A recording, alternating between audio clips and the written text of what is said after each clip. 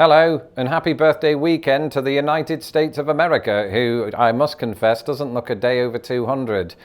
I wish I could say the same about myself, but we've reached that time of year again, haven't we? That time of year that I've celebrated every year for the past 15 years. And that time of year is the 4th of July celebrations here in the United States. And as a British person, that can be a little bit weird because for those of you who don't know, and that's probably only about 10% of my viewers, America gained its independence from we, the British. And I didn't really know that or have a deep concept of that before moving to the United States. And the reason for that is they didn't really teach us about that in school. I don't know why.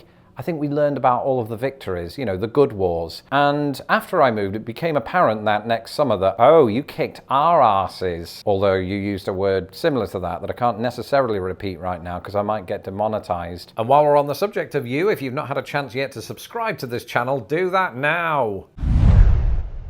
And how did I find this out? Through several uncles of my American wife's who just thought it'd be funny on the 4th of July to say, ha! How does it feel to know that your grandfather surrendered at Yorktown? No, wait, that's 3-year Letterman. How does it feel to know that you lost and we became the richest nation on the planet? I think I just sort of nodded and went, oh yeah, this is adorable. And then I thought about it. I was like, well, I wasn't even alive in 1776. And it seems that us Brits and us Americans have this special relationship now. I think we can let bygones be bygones. But I think they still think they've won. The uncles, not America. America did win. America won the War of Independence.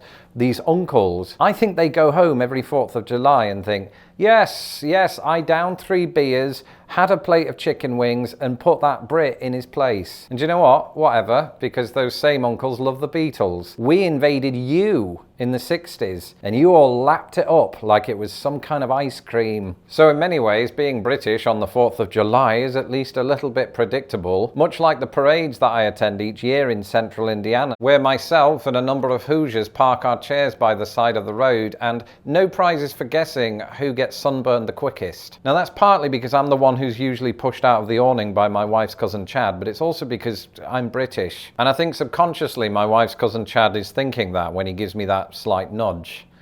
I don't think it's even subconscious. I think he's doing it on purpose.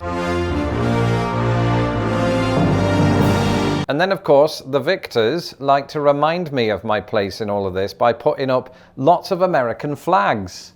Please excuse this. This was my producer's idea. We don't have a flagpole and we are decorating in the studio at the minute. But at my first celebration, I thought, ooh, I could inject a little bit of banter into the proceedings. So I brought my own and it was hilarious until Chainsaw Jim saw it. And I haven't brought it since, because Chainsaw Jim is the sort of uncle who has 1776 written on the side of his toolbox. You don't mess with that toolbox, is what I've learned. And so now, after 15 years, I've learned to treat the day with the respect that it deserves. After all, they do have a saying here, the 4th of July is as American as apple pie.